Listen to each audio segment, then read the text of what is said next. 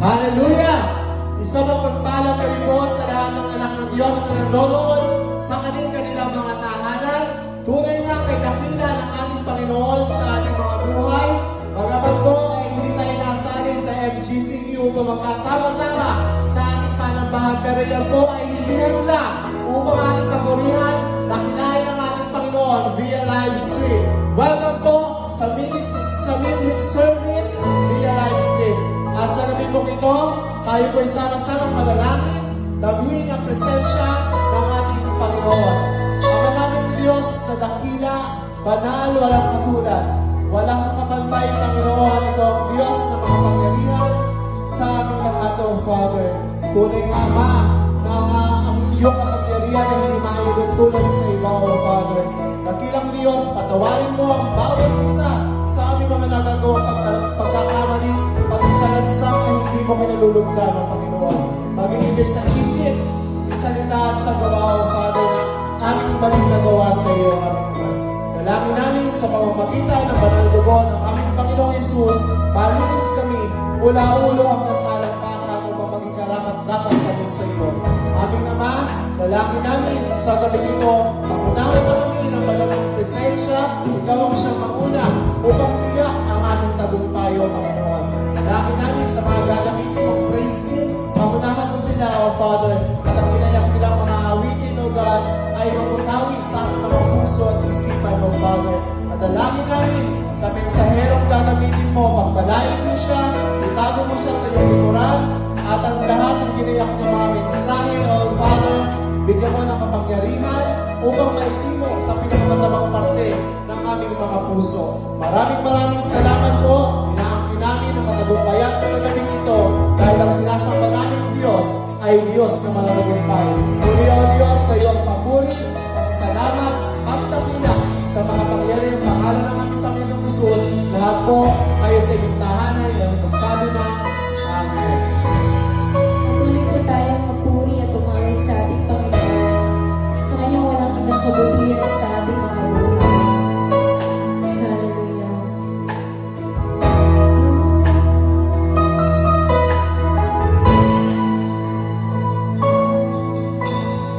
Nais kong magpuri, umawit sa'yo, Panginoong Jesus. Kay buti mo, hindi ka nagkulang, hindi ka nagbago, sa buhay ko'y sapat, at palaging totoo.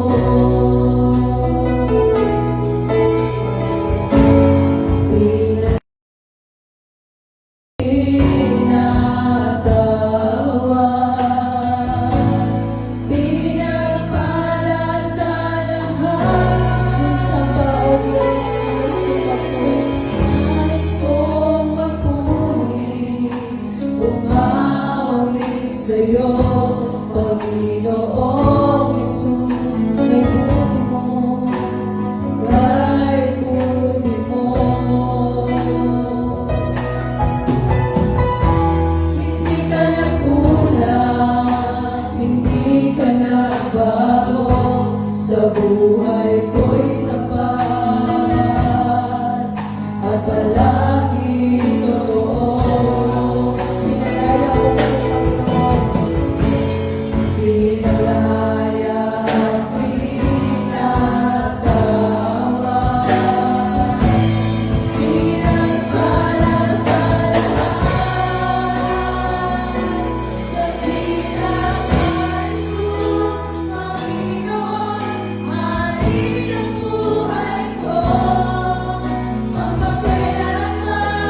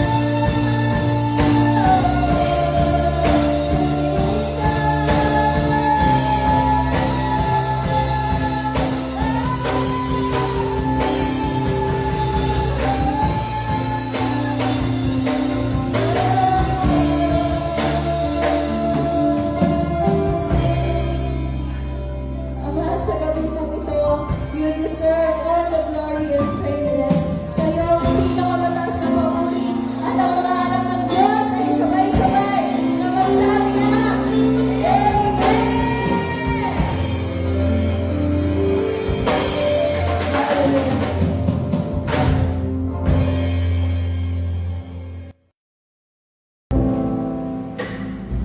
Hallelujah!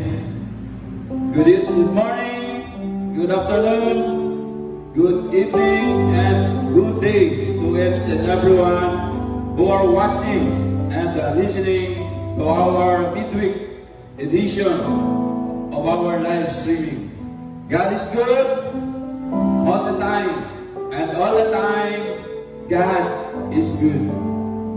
As previously announced by our President Rodrigo Roa Duterte, most of the places in our country are still in a quarantine status. ECQ, GCQs, MGCQ. Kahit na anong mga klase ay ang bawat isa ay naka-quarantine pa rin. Kung kaya, ipinagbabawal pa rin po ang social and religious gatherings. Kung kaya, tayo po ay magpapatuloy sa pagkakaroon ng live streaming. Tunay nga, nasa gabi pong ito ay magpapatuloy po tayo sa ating pag-aaral at saan ka ka man naroon, saan bahay ka man nakikinig at nanonood. Tunay nga, na-enjoy po natin ang ating live streaming dahil hindi pa po tayo pwedeng magsama-sama sa ating loob ng iglesia. Kung kaya, sa gabing ito, bago po tayo magpatuloy, ay bigyan muna natin ng isang awitin ang ating Panginoon sa gabing ito. Awitan po natin siya at ibigay natin yung pinakamainam na pag-awit at pasasalamat sa ating Diyos na buhay sa hapong ito. Sabay-sabay po natin awitan ang ating Diyos sa gabing ito. Hallelujah!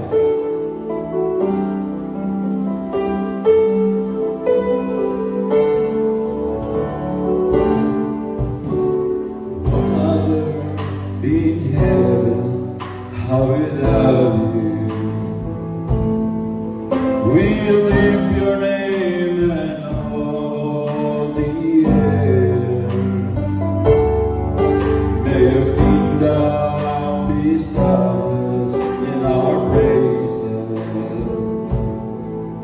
As your people declare your mighty word, blessed be the Lord God Almighty, who was with and is to come. Blessed be the Lord God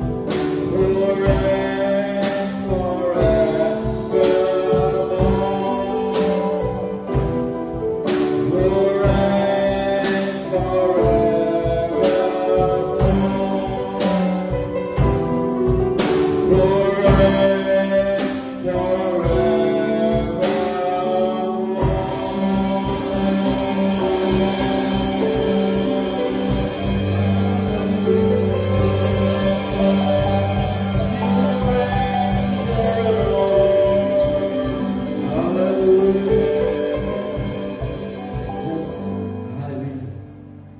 Thank you, Lord God. Thank you, Holy Spirit. Salamat sa iyong banal na presensya na siyang kasama namin sa gabi ito. Tunay nga, Ama, na kay buti-buti mo sa aming mga buhay. Ikaw yung Diyos na walang katulad noon, ngayon, at magpakailanman.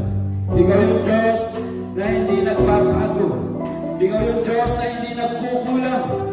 Tunay nga, Ama, maraming salamat sa patuloy na provision na ibinibigay mo sa bawat isa sa amin.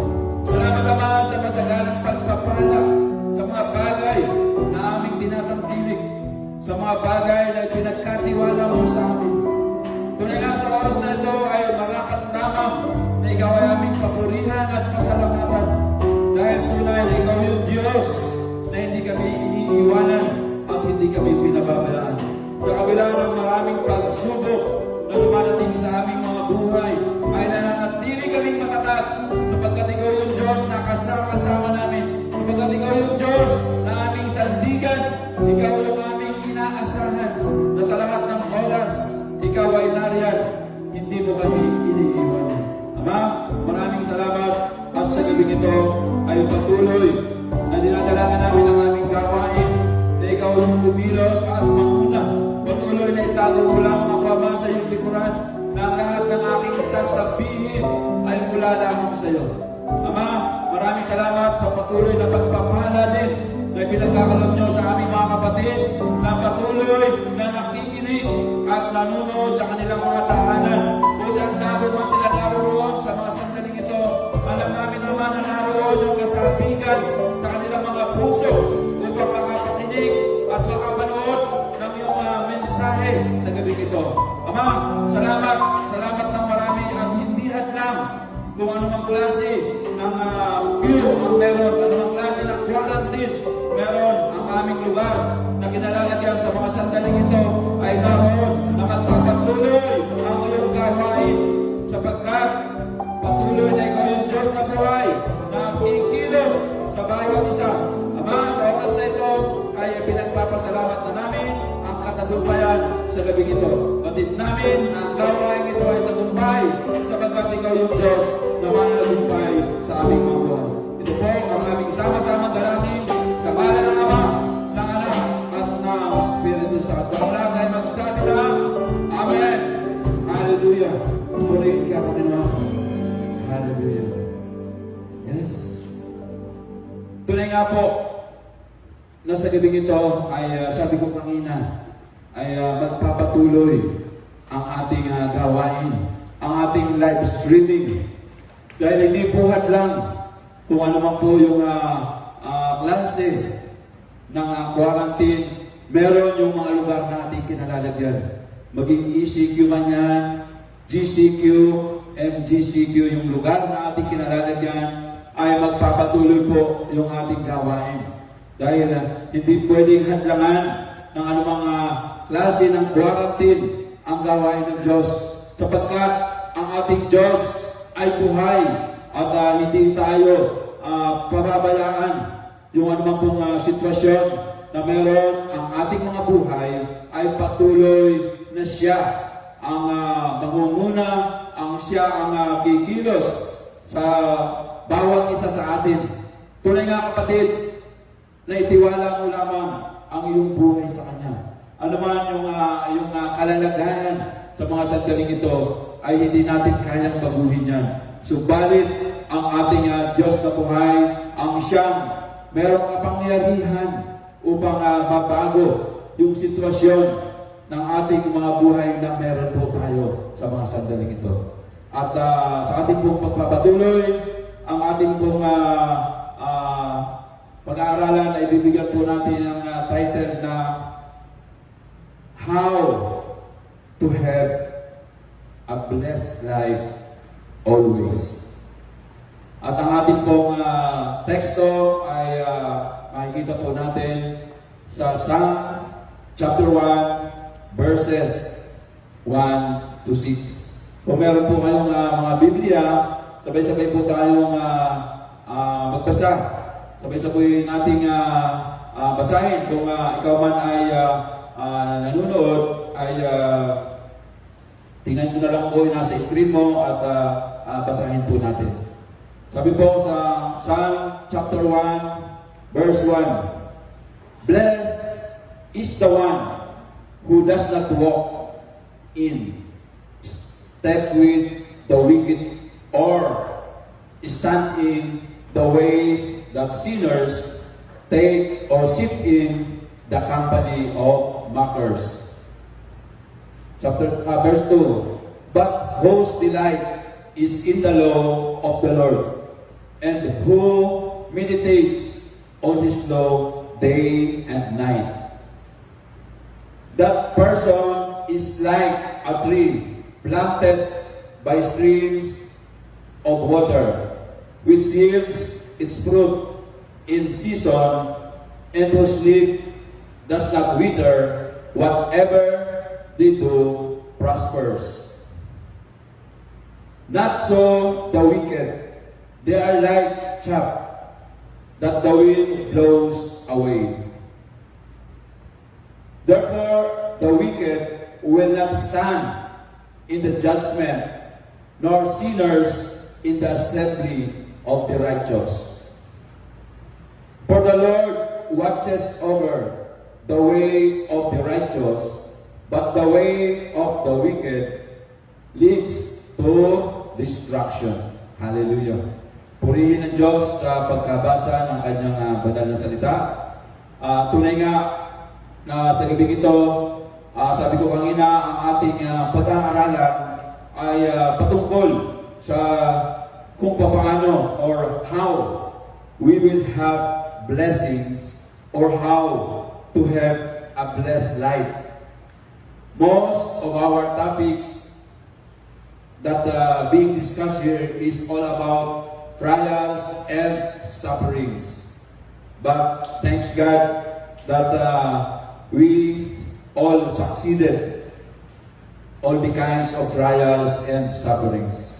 Sabi ko nga sa aking mga katuruan ng mga nakaraan, sa tuwing magkakaroon tayo ng mga trials, ng mga sufferings, o ng mga pagsubok, ay sigurado po na pagkatapos ng lahat ng klase ng trials o pagsubok, ay meron po kasunod na pagpapala or blessings. So, sa gabi ito, ang ating pag-aaralan ay kung paano mananatili yung blessing o yung pagpapala na dapat po ay nasa sa atin. Paano ba natin i-preserve o pananatilihin yung blessing na parating po nasa ating mga buhay? Ano kaya yung sikreto o ano yung mga bagay na dapat natin gawin upang manatili yung mga pagpapala sa ating mga buhay? Sa madalas po na kwento ng ating mga buhay, maging sa pelikula man o sa tunay na buhay, ang isa pong bida ay dumadaan sa matinding pagsubok. Sa simula, subalit, bago po matapos yung isang pelikula, ay unti-unti siyang bumabangon at umaangat ang kanyang buhay. At sa pagtatapos po ng ating pelikula o sa pelikula ng ating mga buhay, ay lubusan na po siyang nagtatagumpay.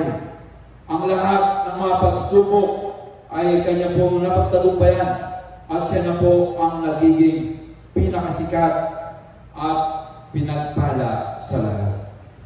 Kung ang kwento po ng buhay ay sa pelikula natin na mapapanood, ay makikita natin na ang bida sa pasimula ay nagpapabugbog. Kumbaga, siya po yung talunan. Subalit, hanggat nagpapatuloy yung kwento ng buhay sa pelikula, ay unti-unti na nakakabangon at nakakaahon yung bida sa pelikula. At hanggang sa matapos, ay makikita natin na siya na po ay tuluyan na nasisikat at siya yung magiging tanyag doon sa kwento ng buhay. Sa tunay na buhay naman po na kung saan ay lalong-lalo na po sa mga Kristiyano, marami po tayong mapapakinggan na mga patotoo ng buhay na kung saan sa pasimula ng kwento ng buhay ng mga Kristiyano ay makikita natin kung paano pinapatotoo yung mga paghihirap, yung mga bagay na kanilang pinagdaanan. Subalit, nang dahil sa pagsunod or nung time na makakilala niya ang Diyos, ay unti-unti na umangat ang kanyang buhay. Hanggang sa magpatuloy na sundin niya ang kalooban ng Diyos sa kanyang buhay, ay nakita kung ano yung malaking pagbabago. Unti-unti umunlad ang kanyang buhay hanggang sa tuluyan na maging masagana ang kanyang buhay. Sapagkat kapag kasama natin ang Diyos, hindi po magiging mahirap ang buhay natin. Amen?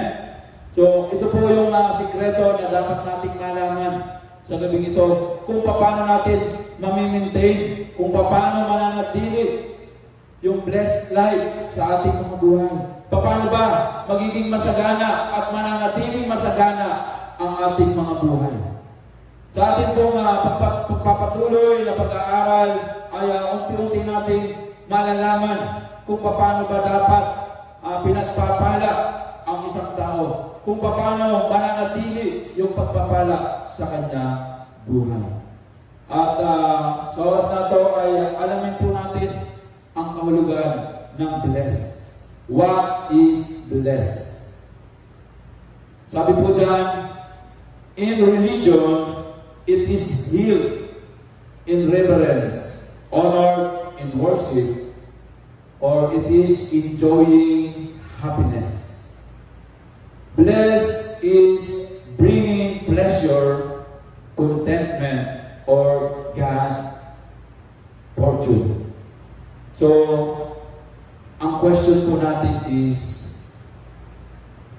how to have a blessed life always? Paano nga ba magkakaroon ng pinagpalang buhay? Pinagpalang buhay na mananatili yung pagpapala sa ating mga buhay. Hindi pagpapala na panandalian lamang, kundi pagpapala na pangmatagalan o panghabang buhay. Number one, we must follow God's moral law. And number two, we must follow God's natural law. So meron po palang dalawang batas ang ating Diyos.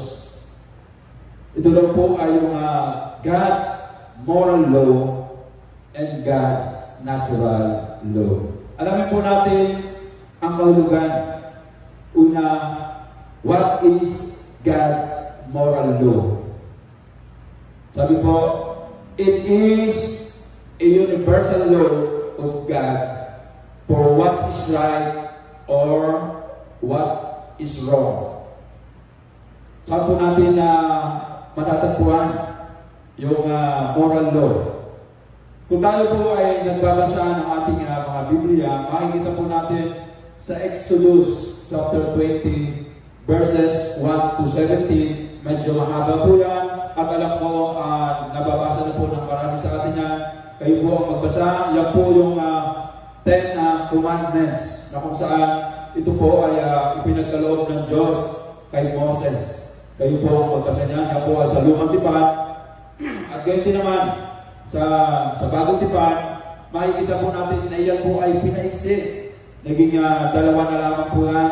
Sabi po dyan sa Matthew chapter 22, verses 37 to 39, ay makikita natin na sabi dyan ay wala tayong ibang Diyos na iibigin. Kumbaga, ibigin natin yung ating Diyos ng buong puso, ng buong pag-iisip at ng buong kaluluwa. Yan po yung pinakamahalagang utos. At yung pangalawa, yung ibigin natin ang ating kapwa gaya ng pag-ibig natin sa ating mga sarili. Amen? So, alamin naman po natin what is God's natural law. God's natural law is a body of law or a specific principle held to be derived from nature in binding upon human society. It is a pure image of God. It is a natural God's creation. Saan natin mababasa yan? Basahin natin sabay-sabay sa Romans chapter 1 verse 20.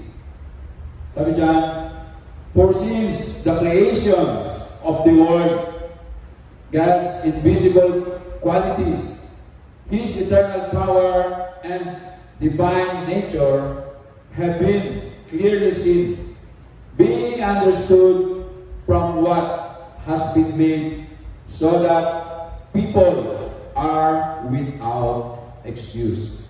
So yan po yung God's natural law na kung saan yan daw po ay ginawa ng Diyos.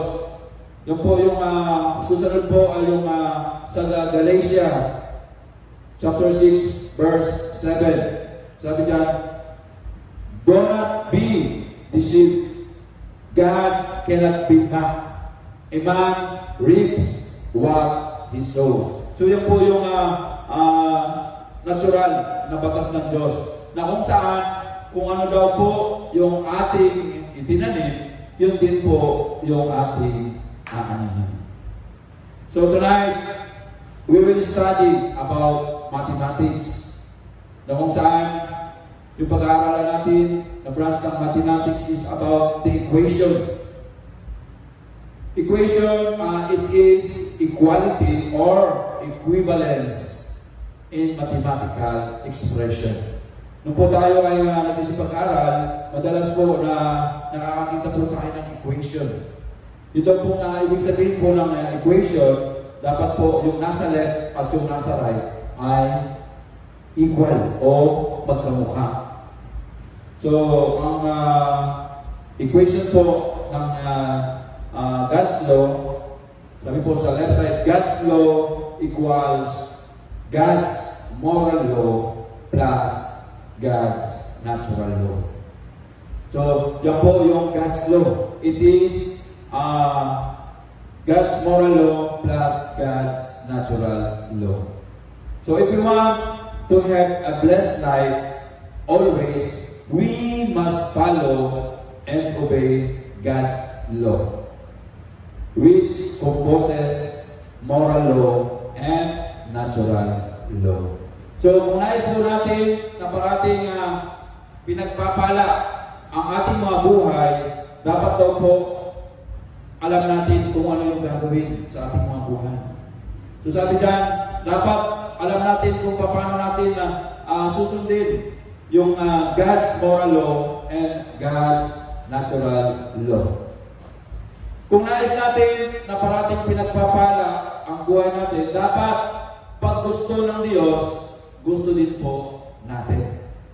At pag ayaw ng Diyos, dapat ayaw din po natin. So hindi natin dapat kinokontra o sinasalungat po ang Diyos. Pag mali para sa Diyos, dapat mali din po para sa atin. At pag tama para sa Diyos, dapat tama din po para sa atin. Huwag po natin sasalungatin ang moral law ng Diyos kung gusto natin na parating maging masagana ang ating mga buhay. Ganyan din naman po sa God's natural law. Sabi po, magtanim tayo sa tamang panahon kung nais natin na umani na masagana. So dapat magtatanim ka hindi sa off-season. Kasi kung hindi ka panahunan at ikaw ay magtatanim, wala kang aanihin. Kung may anihin ka man, kukunti lang. Kasi nga po, hindi panahon ng pagtatanim. Ano pa? Sabi nga po, kung ano ang itinanim ay siya rin haanihin. Totoo po ba yun? Ano pa? Kung gusto natin ng peace o kapayapaan, magtanim daw po tayo ng good thoughts para tayo ay umani ng kapayapaan. Kung gusto mo umani ng pag-ibig, dapat magtanim ka din ng pag-ibig sa iyong kapwa. Sabi nga po doon sa ikalawang utos ng Diyos, sa binasa natin kanina, ibigin mo ang iyong kapwa gaya ng pag-ibig mo sa iyong sarili. So, dapat po ay magtanim tayo ng pag-ibig sa ating kapwa kung nais nating umani ng pag-ibig.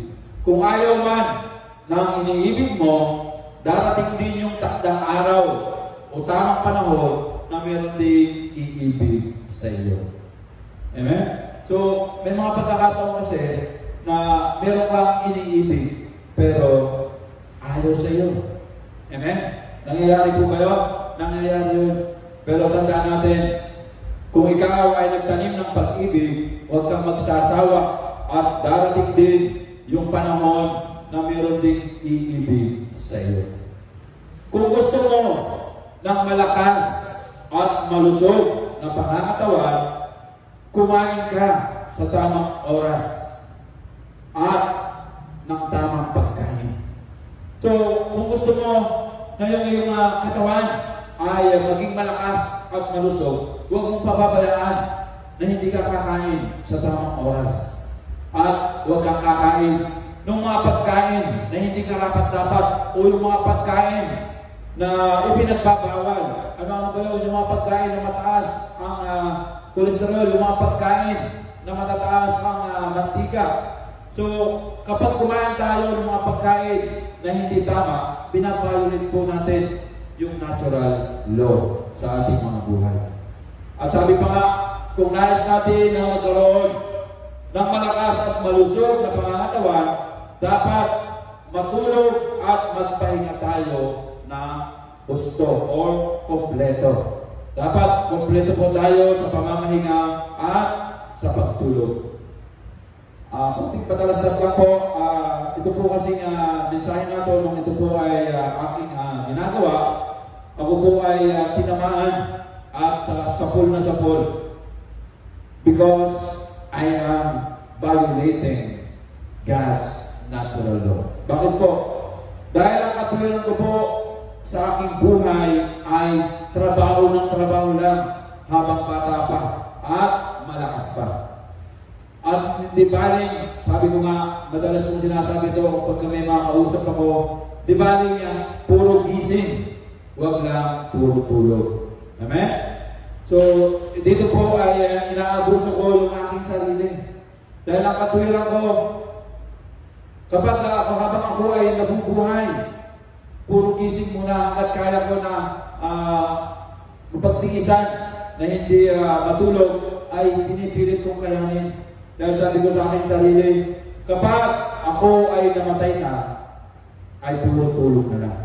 Kung kaya habang ako ay nabubuhay pa, puro gising muna. Yung po pala ay mali. Sapagkat nung pinag-aralan ko po ang mensahe nito, ay nakita ko na hindi magiging balanse ang ating mga buhay. Mababaluin po natin yung God's natural law kapag pinabayaan natin na hindi po tayo nagpahinga at hindi po tayo nagtulog ng tama. Magiging hindi normal ang ating mga pisikal na pangangatawan. Mag-iisip tayo, bakit ako nagkakaroon ng ganitong karamdaman? Yun pala dahil po sa hindi natin inaalagaan yung ating mga pisikal na pangangatawan. Kung kaya nagpapasalamat ako sa mensahe na ito dahil ako po ay una na tinamaan ng mensahe nito. Salamat sa Diyos at unti-unti kong mababago ang sistema ng aking buhay hanggat hindi pa po nahuhuli ang lahat.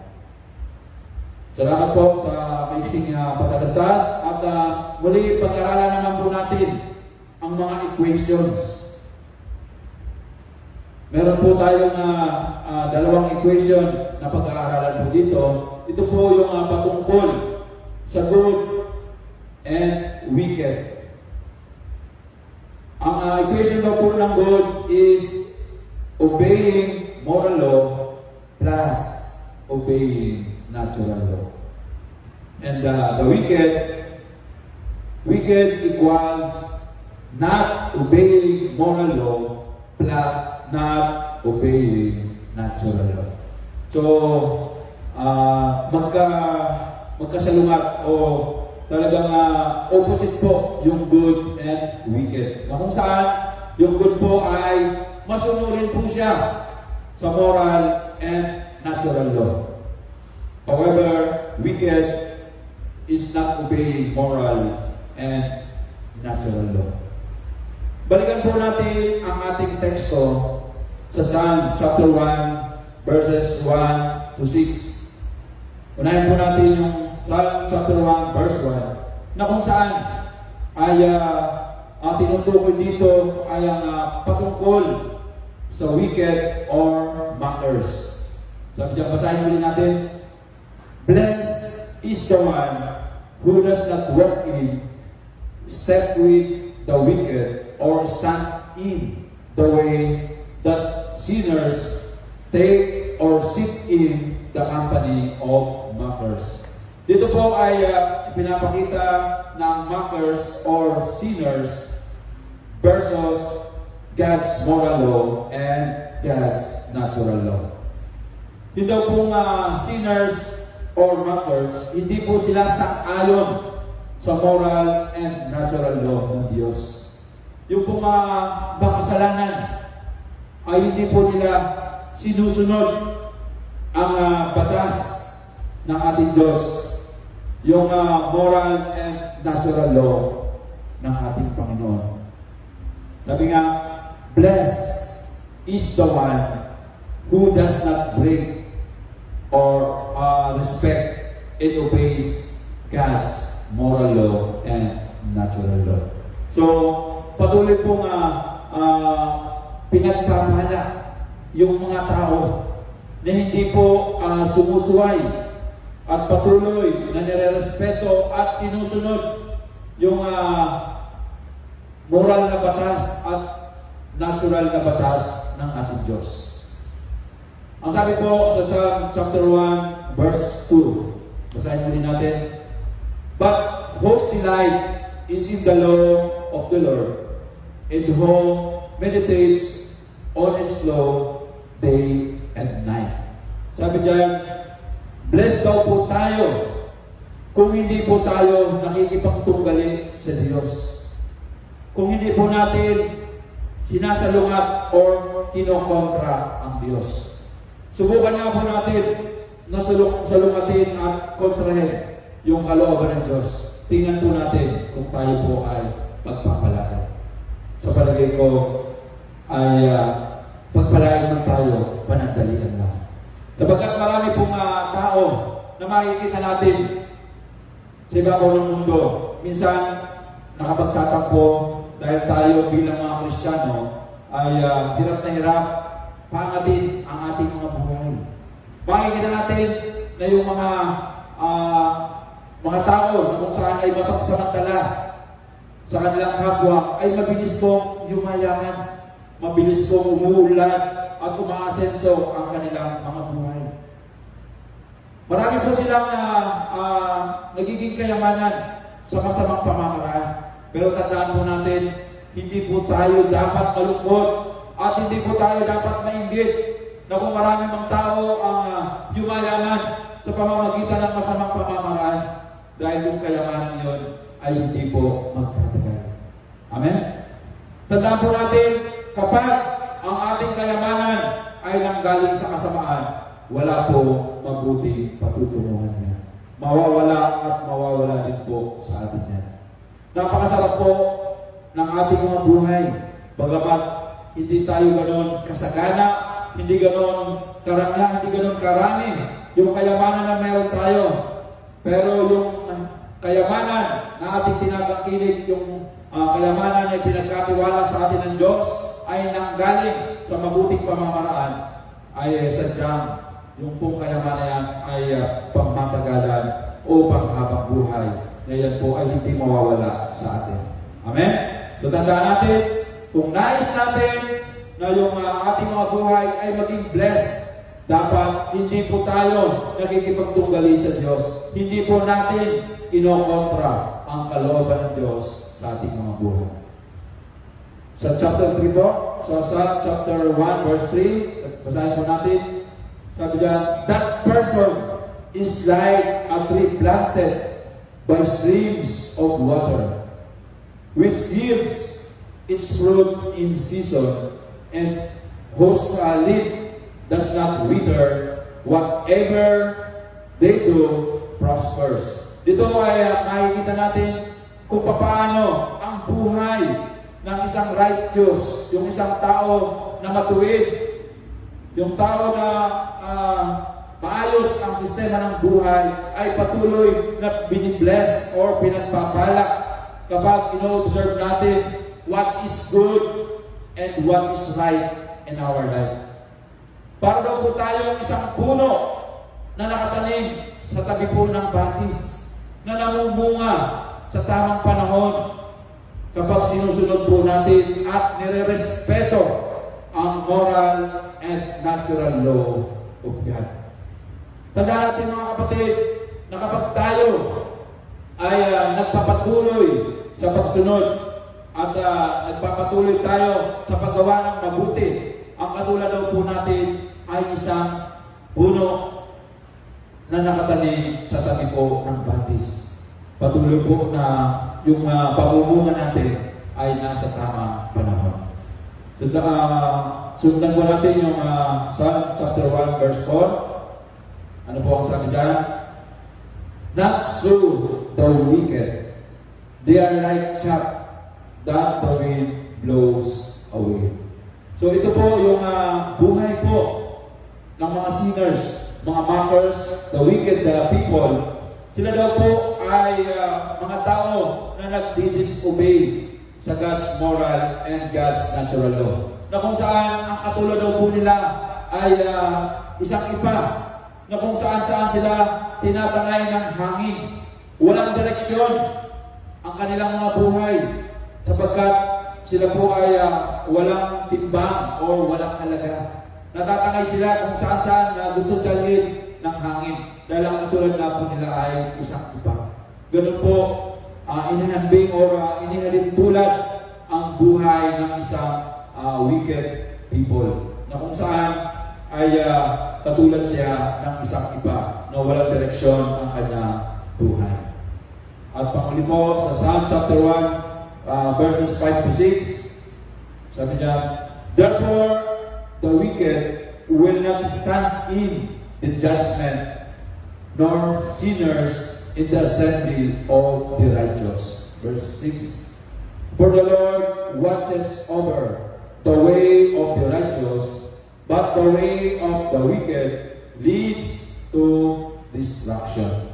So dito ay makikita po natin ang pagkakaiba ng good and the wicked.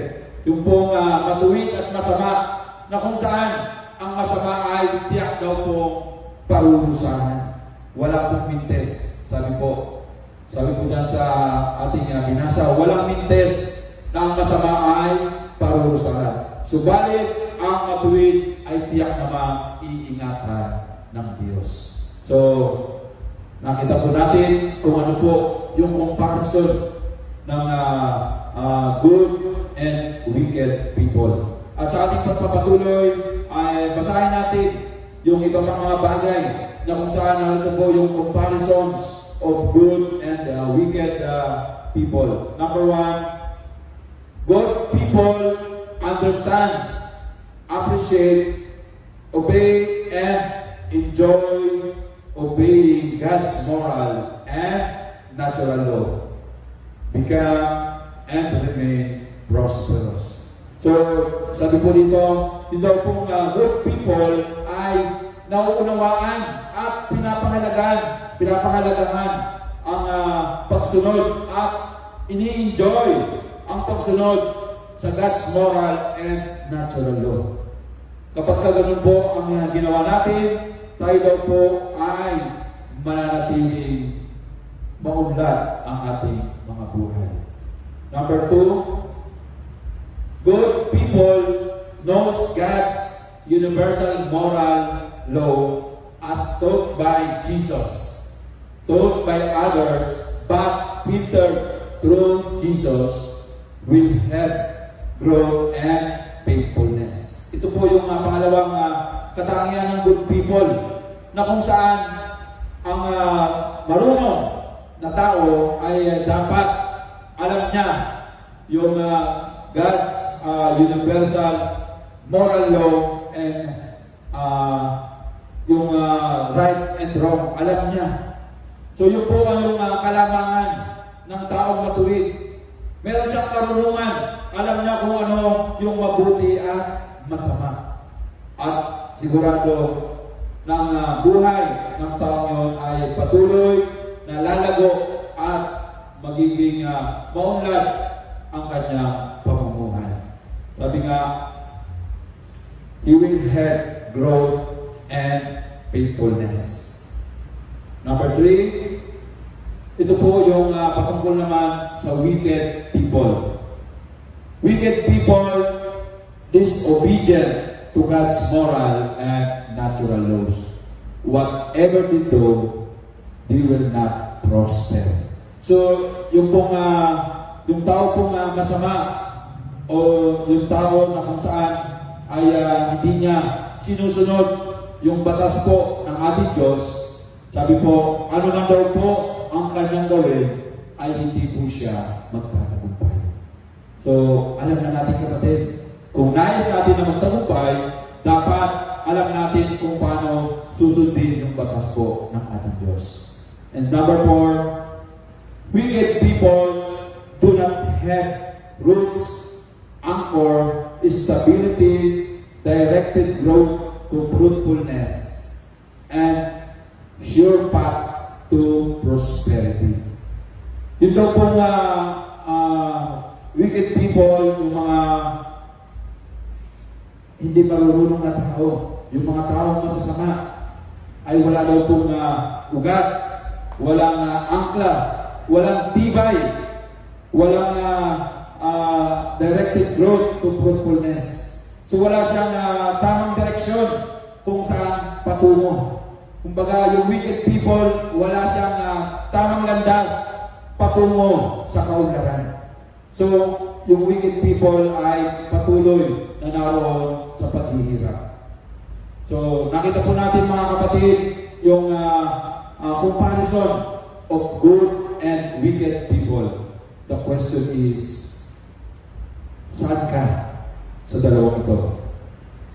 Alin ka dyan? Are you wicked or are you a good people? So, my dear brothers and sisters, the choice is yours. Nasa ating pong mga sarili ang pamimili kung saan tayo dapat.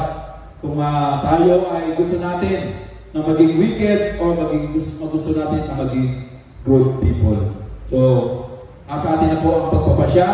Binigyan po tayo ng kalayaan ng Diyos na mamili kung alin po ang dapat natin piliin.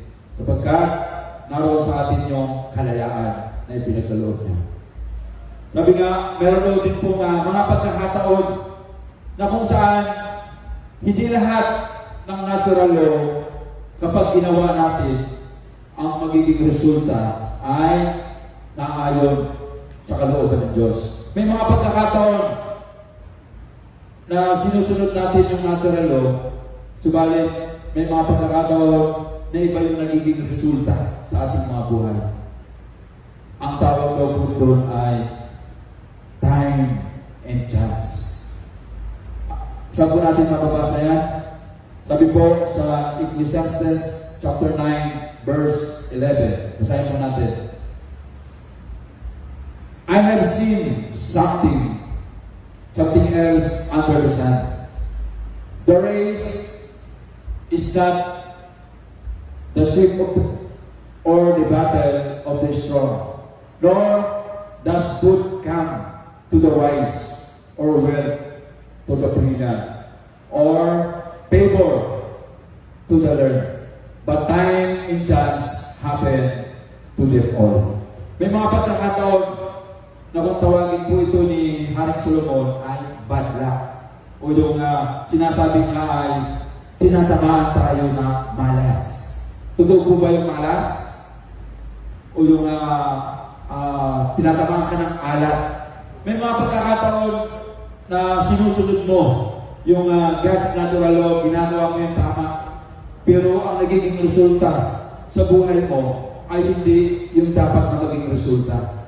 Sabi ko mga kanina, ang tawag po doon, time and chance. Na kung saan nagkakataon na yung nangyayari sa ating buhay, eh hindi po iyon yung inaasahan natin. So, sabi nga, hindi daw po lahat ng matutulid ay siyang nanalo sa takbuhan. At hindi naman lahat ng marurunong ay isa rin nananalo kapag ang contest ay patungkol sa karunungan. So, yun nga po ay tinatawag na dinadapuan daw po tayo ng malas. Kapag hindi naging angkop yung resulta, nangyayari po yun na nagkakaroon po ng bad luck. So, wag po tayong mawala ng pag-asa na baguhin yung ating ginagawa sa ating mga buhay. Manatili po tayo na gawin natin yung kaayusan. Manatili tayong sundin yung moral and natural laws of God. Kung nais natin na maging maayos ang ating buhay, huwag po tayo magsawa na dumarating yung pagkakataon na hindi tumatama yung gusto natin na mangyari sa ating buhay. Yan po ay nagkakataon lamang na dumadating at huwag tayo magsawa na ipagpatuloy yung paggawa ng mabuti at makakamtan din po natin yung tamang kasagutan doon sa ating mga kahilingan. At bilang bahagi po ng ating patuloy na pag-aaral, ay nais ko pong ipahagi sa inyo na kung saan ito pong kasabihan na ito ay dapat nating matanim sa ating mga kaisipan. Ito po ay madalas kong sinasabi sa aking mga pagtuturo. Sabi ko nga, kung ikaw ay ipinanganak na mahirap, hindi mo kasalanan yun. Totoo po ba yun? Kasi kapag ipinanganak ka ng mahirap, wala kang kasalanan doon. Dahil hindi mo alam yun kung ikaw ay ipapanganak na ng mahirap. Ngunit, kung ikaw ay ipinanganak na mahirap at hanggang sa tumanda at mamatay ay mahirap pa rin, iyon ay isang malaki kasalanan. Naniniwala pa ba tayo doon? Dahil kapag ikaw ay ipinanganak na mahirap, tumanda ka, mahirap ka pa din. Hanggang mamatay ay wala na, hindi ka na nakaahon, mahirap ka pa din. Malaking kasalanan po yun, mga kapatid. Itanong nyo sa akin kung bakit. Sapagkat ikaw ay nanatiling tahan. Hindi ka nagsikat. Nanatili ka sa iyong kinalalagyan. Hindi mo ginusto na mabago ang iyong sitwasyon. Hindi mo ginusto na mabago ng Diyos ang buhay mo. Hindi ka humanap o nag-isip ng pamamaraan kung paano magiging maayos, kung paano mababago ng Diyos ang buhay mo. Tandaan mo, hindi ka dapat manatiling mahirap dahil yan ay malaking kasalanan. Amen? Sana po ay meron tayong natutunan sa ating maiksing pinag-aralan. Ang ating pong conclusion ay sa Philippians chapter 4 verse 19. Sabay-sabay po natin basahin. And my God will meet all your needs according to the riches of His glory in Christ Jesus. Sabi nga, at buhat sa kayamanan hindi mauubos. Sadyang ang ating Diyos po ay napakayaman. Hindi po natin kayang ubusin ang kanyang kayamanan. Nasa sa atin lang po kung paano natin gagamitin yung kayamanan na pinagkakaroon ng Diyos sa atin. Dahil kahit kailan, hindi natin kayang maubos yung kayamanan ng Diyos ay binibigay po sa atin. Ang importante, dapat tama ang ating paggamit sa kayamanan ay binibigay po niya. Ano po yung ating challenge? Ang challenge po natin ay mababasa po natin sa Galatians chapter 6 verse 4. Sabi dyan, each one should test their own actions. Then they can take pride in themselves alone without comparing themselves to someone else. Kinakailangan mga kapatid, marunong po tayong mag-check ng ating mga sarili. I-check natin yung ating mga sarili. Ano ba yung sistema ng buhay ko? Sinusunod ko ba yung moral laws ng ating Diyos? At sinusunod ko rin ba yung natural law ng ating Panginoon? Ako ba ay sumusuway? Bakit nagkakaganito yung aking buhay? Ako ba ay may nagawang mali? So, ang challenge po natin, let us check ourselves. Huwag nating pakialaman yung buhay na ating kapwa. Yung ating mga sarili, ang i-check po natin. Bakit ba tayo nagkakaganito? Huwag nating isisi sa ating kapwa kung bakit nagkaganyan ka. Huwag natin sisihin yung ating mga kapatid, yung ating mga magulang. Bakit naging ganito yung aking buhay? Marami po sa atin ang sinasabi, kasalanan ng aking mga magulang. Bakit naging ganito ang buhay ko? Kapatid, nagkakamali ka. Dapat pasalamatan mo ang iyong mga magulang na binigyan ka ng buhay na meron ka ngayon. Kung ano man ang nais mo na mangyari sa buhay mo, ikaw ang dapat na mag-alis nito. So, our challenge is check ourselves. Hallelujah. Purihin ng Diyos sa hapong ito at tayo po lahat ay tumayo. Itaas natin ang ating mga kamay at sama-sama tayong manalangin at magpasalamat sa Kanya. Aming Ama, maraming salamat po sa iyong paturuan. Patuloy Ama, natakpan mo ng iyong banal na dugo ang mga mensahe na yan. Nanaw Diyos ay tumimo sa bawat puso at isipan ng bawat isa na nakapakinig at nakapanood. At ito Ama ay aming maisapamuhay. Maisagawa namin ito sa aming mga buhay. Hindi pa po huli ang lahat. Meron pa po kaming pagkakataon upang magbago ang sitwasyon ng aming mga buhay. Kung kami man ay naging pasaway ng mga nakaraang araw, hindi pa huli ang lahat upang kami ay maging maayos at maging masunurin sa iyong mga utos. Aming Ama, maraming salamat at nawa Diyos ay patuloy na magamit ng bawat isa sa amin kung ano man ang maaral na aming mapupulot sa gabing ito. At sa aming pagtatapos, sama-sama po namin tatanggapin ang masaganang bendisyon.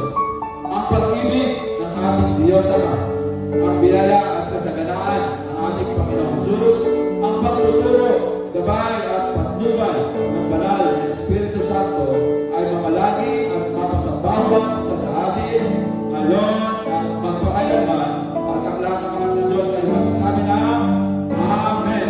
God bless po sa ating lahat at muli magkita-kita tayo sa araw ng linggo at patuloy tayo sa pakikinig at panonood ng ating live stream. God bless po.